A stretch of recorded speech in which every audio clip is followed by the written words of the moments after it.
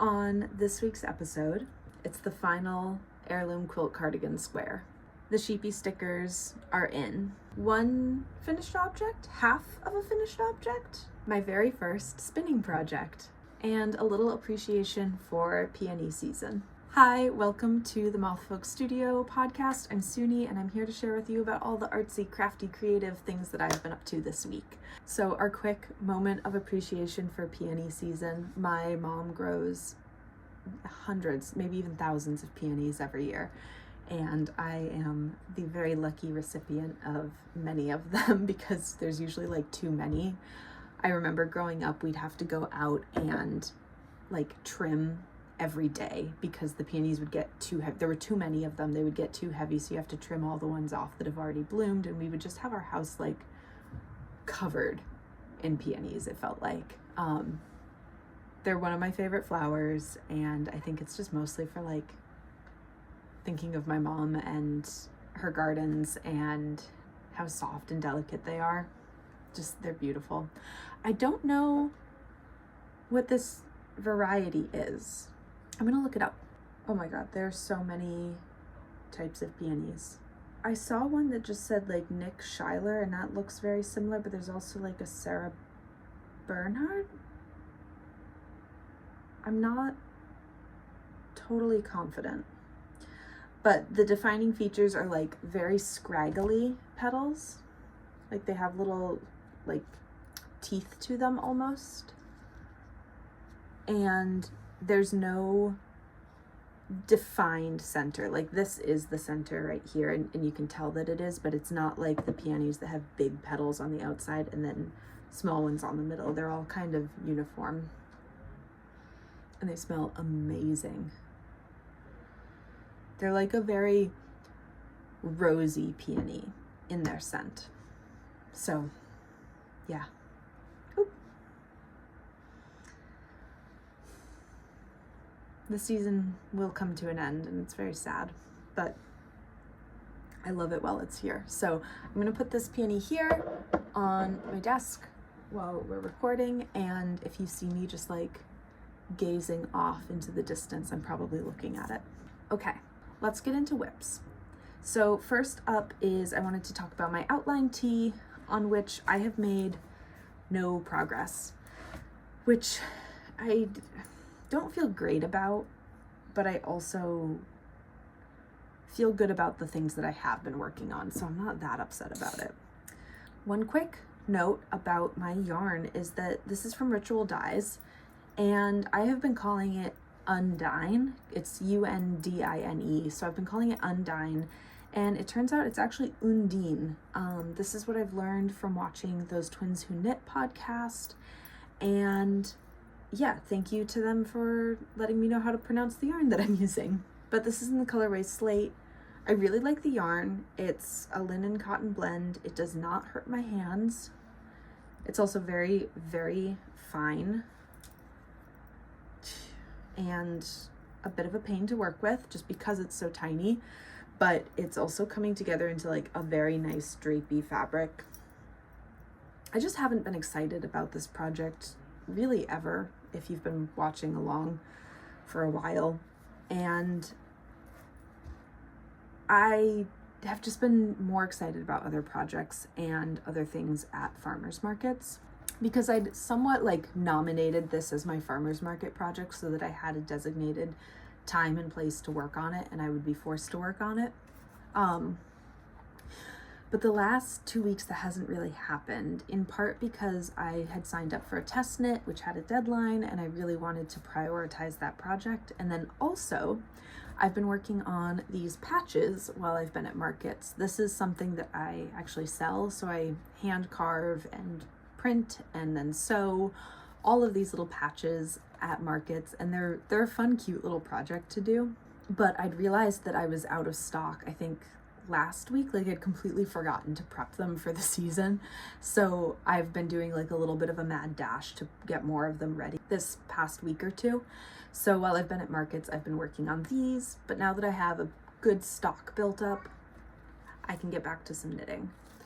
I think one thing that's also like deterring me from knitting on this at the markets is that it's a very lightweight project, but because of like the drape and size of it, it's starting to get kind of heavy in a way that is awkward to hold without it like pulling.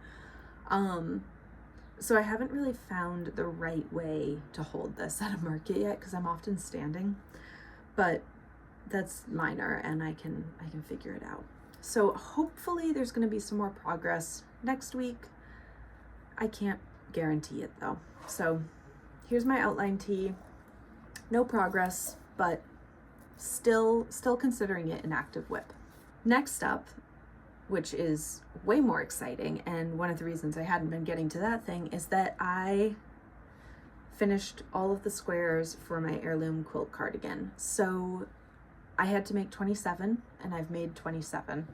I haven't woven in all of my ends yet. I think I have 2 more that need ends woven in, but I've done a preliminary blocking on everything, and I'm pretty pleased with how they turned out. For not loving color work all that much, I think that I've done a pretty good job. This is the back.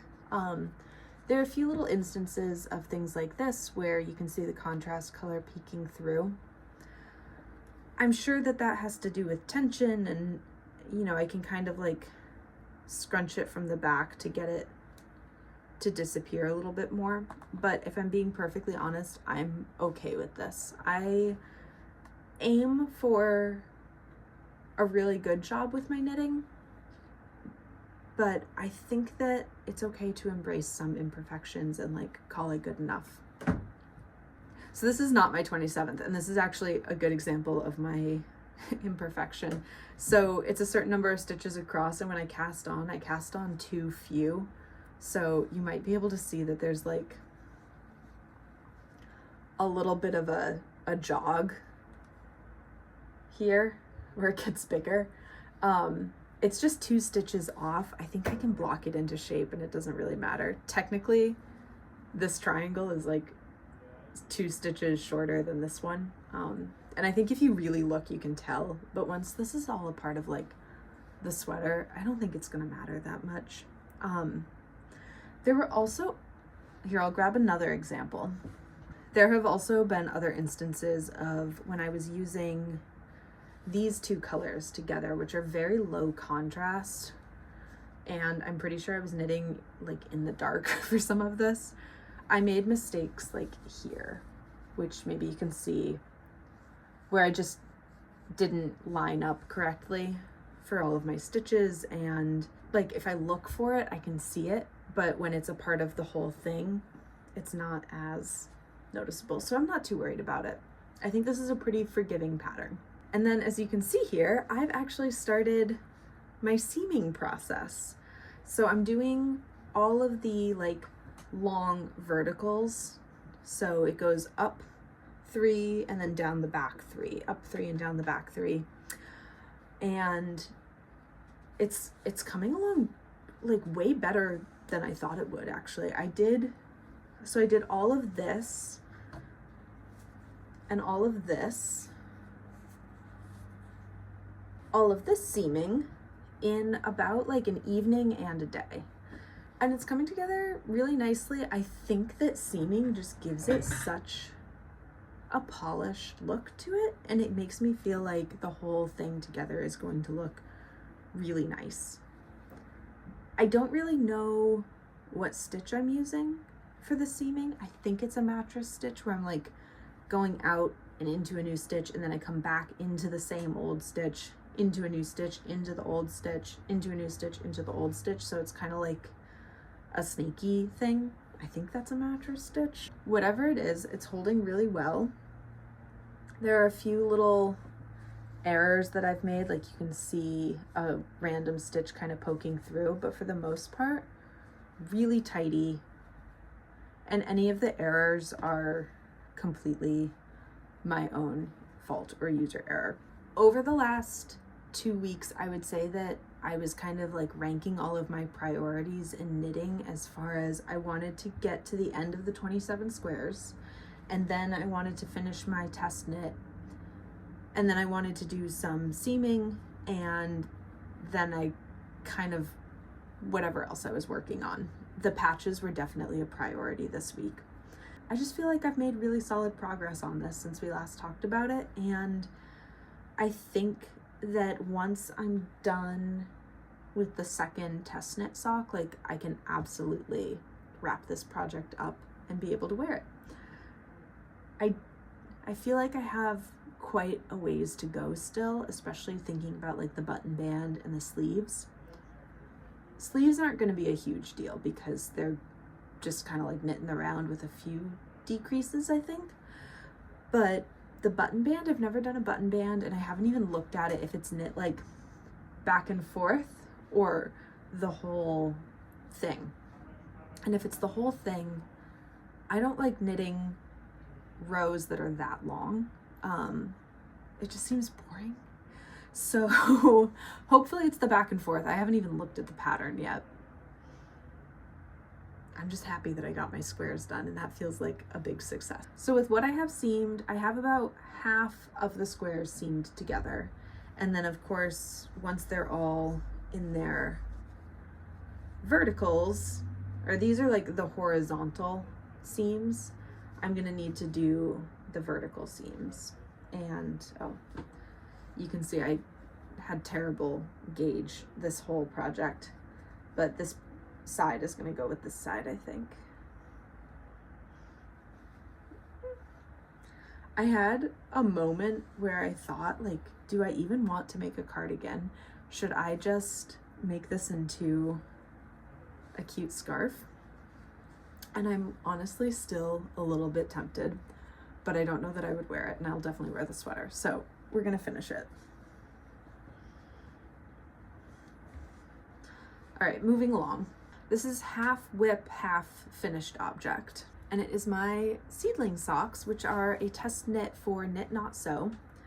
I finished my first sock here, and it's really cute. I really like it. I put it on my foot. It fits. It's great. I'll first give you some information about the pattern. It's a great pattern. I'd say it's on the more bare bones side of things, but it's not incomplete of instructions by any means. You know, it's not walking you through your cast on as much as it's saying to cast on kind of thing. But I'm really happy with how it turned out.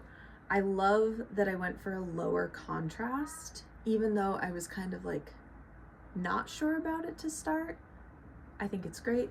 My tension on my color work ended up being just fine.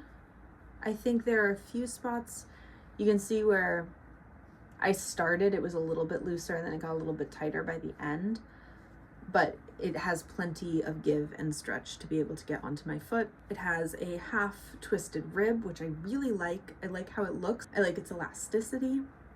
I think all of the little contrast details are really cute, like the contrast cast on, the heel, and the toe. All in all, highly recommend. I believe the pattern is releasing on July 11th, so be on the lookout. It's by Knit.Knot.Sew, Seedling Socks. Quick stats on it. My yarn choice, this is the Queensland collection Kathmandu fingering weight, and it's in the colorway Celadon, and then this is some leftover EYB Tenderfoot in the colorway Dark Oak. And the Kathmandu is not a sock yarn. I honestly wouldn't even recommend it as a sock yarn, but my argument was that the toe and heel are actual sock yarn, so the wear would be kind of reduced. I will probably have to do some darning on these, but that's okay. I'm sort of thinking that the proportions of this sock are a little funny, but that's mostly due to my foot, not the pattern at all, because I think the foot looks so tiny, and my feet aren't tiny. I have a like EU 38 or a US 8 or so shoe size, depending of course like on the shoe that I'm pulling out, but it looks like kind of funny and tiny to me. And it might be because the heel is so big in the contrast color. I don't know if that's part of it, but they're also really cute. If I were to do this again, and actually I do have to do this again because I have to knit a whole other sock, but if I were to just make another pair again, I would probably knit my foot about a centimeter longer. It's just slightly short. It goes on my foot, it fits great, but I can tell that it's like, that's the maximum that it's gonna go. And it could have been a touch longer. I never really know how long to make socks. And this is my second pattern sock that I've ever knit from, and it's a top down. It's also my second top down sock. I usually knit toe up whenever I like come up with my own patterns. So I'm kind of getting used to like measuring or mapping it out to fit my foot in an opposite direction. And now I just know like next time it's going to be a little bit longer. I need to get working on the second sock, which is really contradicting what I was saying about my outline tee and how I was going to work on that tonight, because I feel like I need to get this cast on immediately. Otherwise, I just might not ever make a second sock. That's sort of my trick, is like once I finish a sock, I need to immediately start it again to get the next one done. And I finished this one 2 nights ago, I think, and then gave it a little bit of a block and dry so that it laid out nicely. I sort of fear that if I don't cast this on tonight, it might not happen. So perhaps you'll see more progress on the second sock before you see progress on the outline tee. I don't know. I'm sure that you're aware of this at this point, but outline tee, I really hope I like wearing you. Definitely like wearing my seedling sock though, and I have 2 feet, so I need a second one. Okay, that is it for whips. But now we have a new category, I suppose, called spinning, which has not gone well. This is my first attempts at yarn, and a lovely fiber friend in a community Discord told me, she was like, really don't even try to think of it as making yarn. You just think of it as practicing with the fibers, because this is a mess. I think what I've been most nervous about, or like unsure of, is as I've been spinning, like all these little kinky twisty bits that show up as I'm going, and they feel like overspun to me. I feel like those shouldn't be there, but maybe they should. It's kind of hard to tell. There have been moments of like chaos with my spinning, but there have also been moments that I feel like I get, oh no, it's all twisted now. Oof. Where? Okay. So like all through this section, I feel like this was okay. It's at least way more consistent through here than down here. And yet I've still been ending up with all these like twisty little kinky, maybe overspun bits, or there's like too much of the twist energy in it still and it doesn't relax. I've been told that that will come out with plying, but I don't know that to be true yet because I haven't done it. And I need a little bit of encouragement. I think that this is normal even at a more advanced spinning stage, I guess. Or I need advice on how to not get this if that's not supposed to be there. I hope that's making sense. I've watched a lot of tutorials. I feel like I'm doing what they're saying, and I just have to practice like my drafting to make sure that it's coming out okay.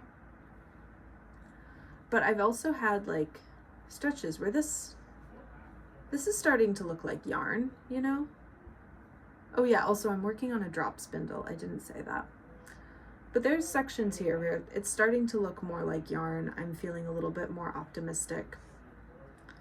But it is challenging. And I have to tell you, when it comes to crafting, I'm kind of one of those people who, if it doesn't come naturally to me immediately, I might not keep it up. And this isn't coming naturally to me immediately, but I'm determined to stick with it enough to like really understand and give it a try. For fiber, I was gifted, if you remember, some beautiful batting from my friend Jamie at Ramble Bramble Farm. For the most part, she has Gotland and Icelandic sheep. And Jamie has given me some like beautiful fiber, just lovely. This very special colorway. And then I have another box here.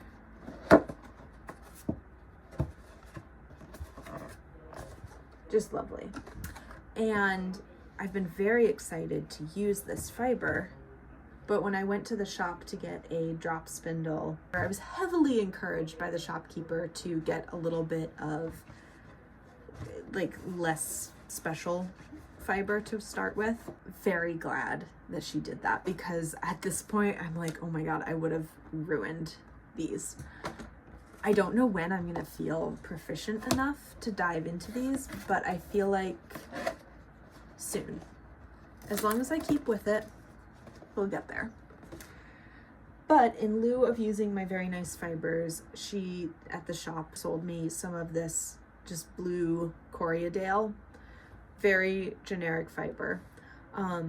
And this has been great to learn with, I think, and I'm really, really happy that I have this to learn with instead of Jamie's like gorgeous Icelandic fibers. So I'm going to show you what I've been doing, and this is mostly because I need help and I need somebody to see what I'm doing. And so I've been pulling out pieces like this and kind of loosening up the fibers. And then let's see if I can even do this sitting. I've been mostly doing it standing up. So I've been pulling out the fibers, and then of course I've broken it, so I need to, I think, fluff this up a little bit so that there's something for it to grab onto, maybe. Or maybe this is where I would tie it together. I don't know. Twist this together a little bit. All right, so here's what I've been doing. I've been giving it a twist, pinched, and then I pinch and draft up, and then pinched. And I think what's happening is like, this is not light and fluffy anymore. This is now bulky. And I don't know why that is. So I'm going back. I suspect that I'm letting the twist travel into my fiber too much, maybe? Okay, that looked okay. Twist it up a little bit. I feel like most of you are just going to be like, yeah, it just takes a lot of practice. But here we go. We're drafting and then pinched. Twist travels up, spinning, drafting, twist travels up. Okay, this is actually looking fine and decent. I feel like the mechanics and like the technique of spinning I get in my head. It's just that I need to practice it now to get more consistent drafts and everything. But the big question I do still have is that okay? Is that normal even for somebody who's an advanced spinner? Because to me, I'm like, am I overspinning that? Is there a point to which that's not good? Or is that totally fine and normal? Because here's what I'm doing is I add the twist, I draft up, I pinch, I let it go up, same thing again, same thing again. Like, I feel like I'm getting it well enough, but then it's still getting kinked up. So I just need the confirmation that that's a normal part of this. Oh, that might break. Haha, no, it didn't. Okay. Oh, and then my other question is, I feel like as I'm going about drafting, like I end up with this kind of like blob snarl. Some of my fibers are still going like nicely, but then there are some that are, whoops. This is so much harder to explain than I thought it was going to be. But there are some that are going straight, and then there's like blobs that end up, and I'm wondering how to avoid the blobs. Is it just that I need to start with a thinner like amount in my hand. I don't know. All right, these are my spinning adventures so far. Actually, I feel like good about that for what I just did. It's at least so much more consistent than what I was doing the other day. But that's what practice will get you. Hopefully this is like my sourdough where I'm just showing you the mess that I've been making before I end up making something nice. Speaking of sourdough, I actually killed my sourdough starter, which is why there hasn't been any bread content for a while. I'm sure that it'll come back, and in fact, I have a lead to get some more starter for myself from a local baker, which is great because I miss it a lot. I really wish that I was able to bake some bread. Here we go. Yes, you know, this is like a glob that's not going the right direction. How do I avoid that? Also, I should mention that I have a fan going in this room and I am working against it with my fiber. The fan is just blowing all the loose stuff into my working twist. All right. I'm just rambling while I'm spinning now. You'll see more of this in the future, but that's where it's at right now. Yarn. One of the reasons I really wanted to learn how to spin is just to better understand the fibers that I work with. So I am getting that experience even if I'm not making the best yarn so far. I feel like I'm understanding the different like stickiness of yarn and the staple length and all these other things. So that's my spinning adventure so far. It's not going perfectly, but it's not terrible. I'm not giving up. I'm hoping you're still here after I just rambled about spinning and everything for a little while. For art and market news this week, I just wanted to let you know that if you had placed an order on my websites, and especially for the Fibercraft print, everything has now shipped, so they should be winging their way to you. I believe I've updated everybody with tracking, but if for some reason you're not seeing it show up, please reach out. There's a contact on my website. I'm always happy to hear from you and clear anything up.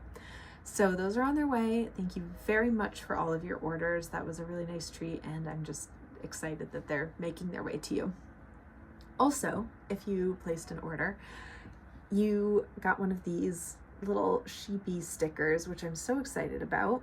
This is one of the like figures from the Fibercraft drawing, and then I've made a sticker of just him. I do have these stickers available at farmers markets. They should be on my website soon. Maybe even by the time this podcast is released, I'm hoping. But you can find them on my website. It's Moth Folk Studio. And I also do a discount code. So there's a % off if you use the code MOTHPOD, because it's the Moth Folk podcast, and you'll get a discount at checkout. So use code MOTHPOD for a discount at checkout, and you can get your hands on some little stickers. I've already shared with you a little bit about the patches, but I've been working on those. If that's something that you're interested in and you can't make it to a farmer's market, please feel free to reach out through Instagram or the website, email, whatever works for you. I'm happy to get one to you. The reason I don't really list them on my website, at least during market season, is that they tend to sell out pretty quickly and they're one of a kind. So it's hard to go through and photograph all of them and update inventory all the time because I keep my website inventory is separate from my market inventory.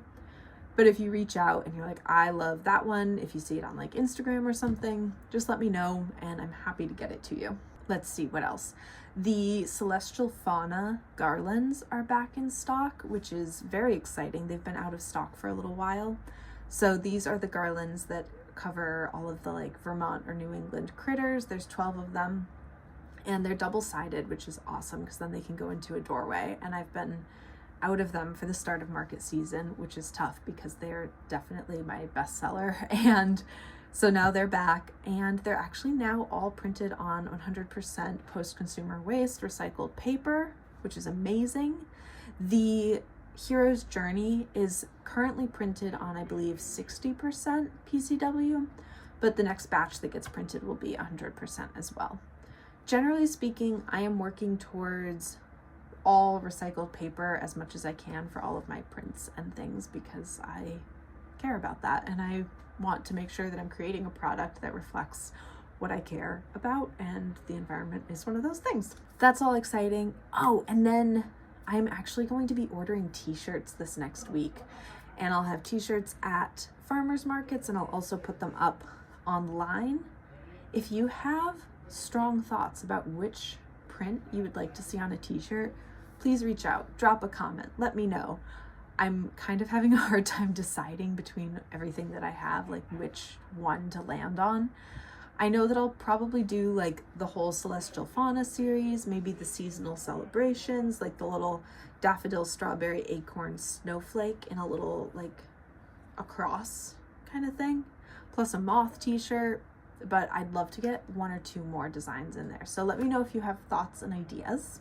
Like I said, I am going to be going off to a farmer's market pretty much right after I'm done recording. I have to head out to go down to a farmer's market, and I'm just really looking forward to it. The weather is looking somewhat iffy. It's definitely a hot, muggy day here, and rain is on the horizon, but who knows if it'll actually fall or not. But I'll be there. I'm gonna be set up with all my art and then bring some sort of project to work on. I don't think I'll bring spinning. That seems hard to do, but definitely knitting. I'm just really excited to be seeing my business grow. Right now, I'm about 10 months as a full-time working artist, and I do have to say, like, it's getting easier for me to say that as time goes on. I think that there were several months where I would go like, yeah, I'm an artist now, or people would ask me what I do, and I'd kind of be like, well, I make art. And I've noticed, like, last night somebody asked me what I do, and I was like, yeah, I'm a working artist. I go to markets and I have an online presence. And I guess I'm saying this just because it's hard to acclimate to these sorts of changes, or like this type of independence. And I think that it's important to remember, like, just stick with it. If you're at a point where you're making a transition like that, stick with it. It will get easier, it will get more comfortable, and it feels really good. I really, really love what I do. I have not found anything else in my life, job or career-wise, that suits me as well as this. And it's not even the like art and creative side, because I've spoken before about how, for being a working artist, how remarkably little art I get the time to really make, at least in my particular like vision or action of being a working artist.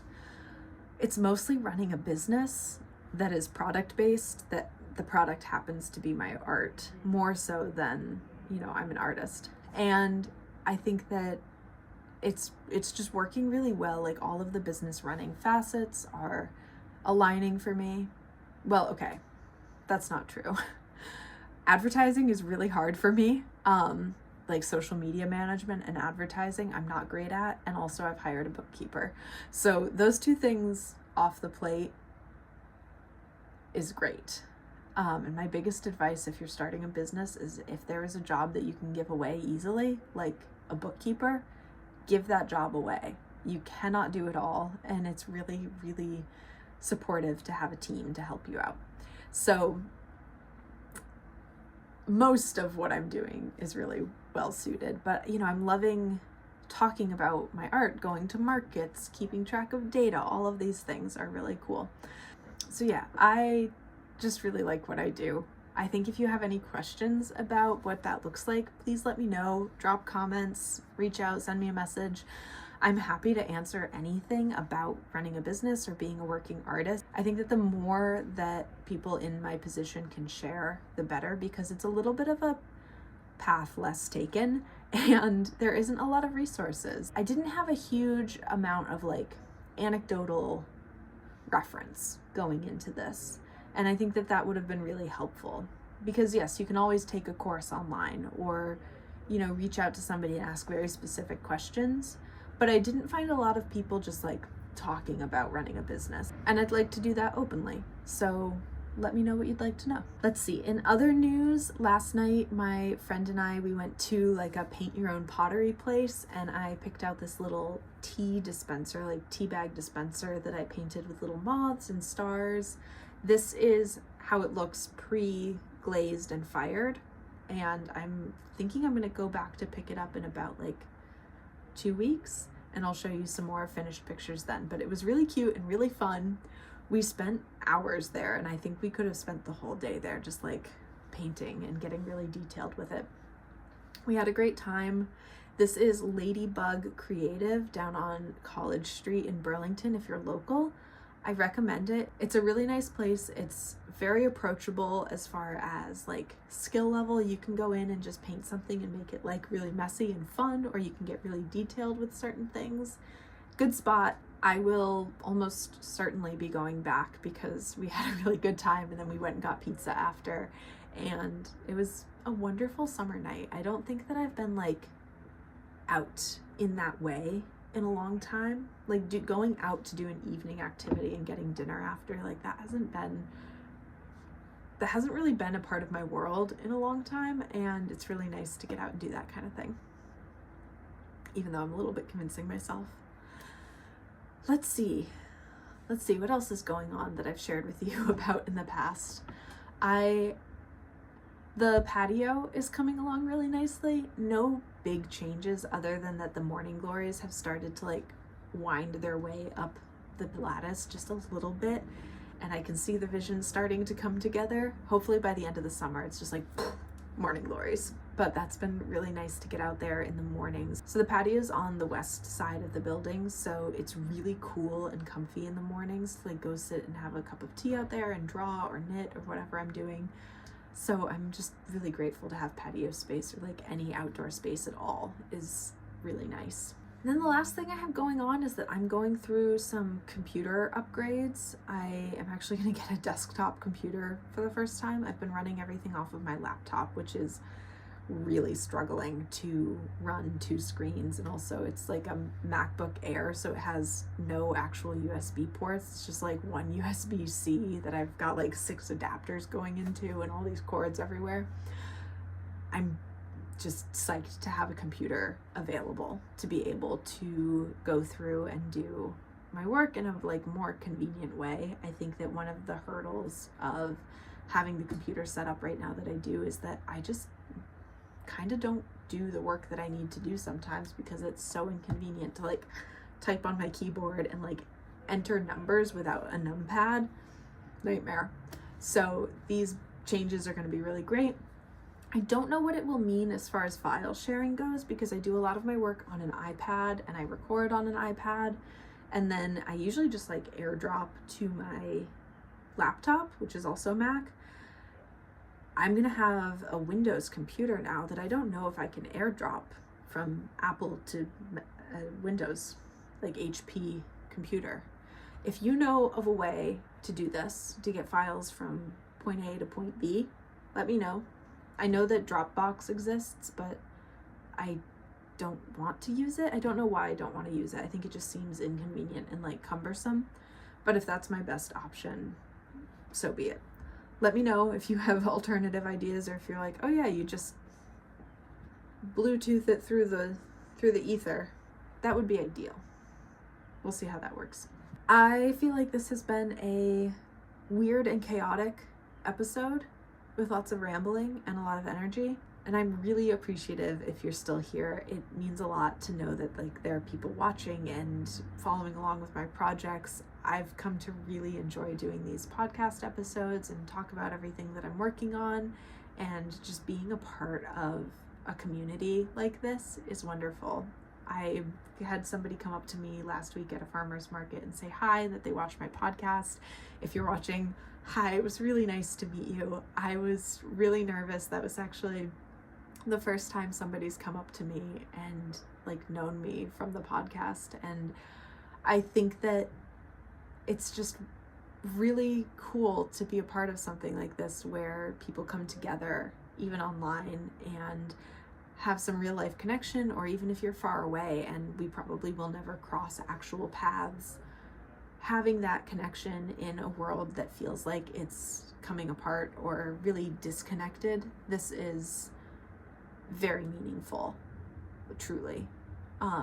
Comments from people in other parts of the world and working on different projects, different lifestyles, everything. It's another reminder that there is more going on. And yes, things are very challenging right now. I'm waking up just in a pool of anxiety every morning. And then I remember that there are certain things that like have been with us through most of our time, like knitting. That's one of the reasons I'm so drawn to knitting, is it's such like an ancient skill that people have always been manipulating fibers and raw materials into something usable, whether it's knitting or spinning or tapestry or weaving or whatever like early expression of that fiber creation is.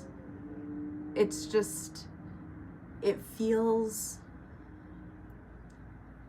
to me, it just feels like it's with us, and it will be with us well into the future. And it's something to keep alive. It's something to connect us. And yeah, I don't know what else to say about it other than that I just really appreciate it. So thank you for being here, being a part of this community, letting me be a part of your podcast experience, community, all of it. And I think before I go on some existential crisis, I'm going to call it and say farewell. Thank you so much for being here. If you would like to leave a comment, like, subscribe, whatever works for you, I'd love to hear from you. And I hope to see you next time.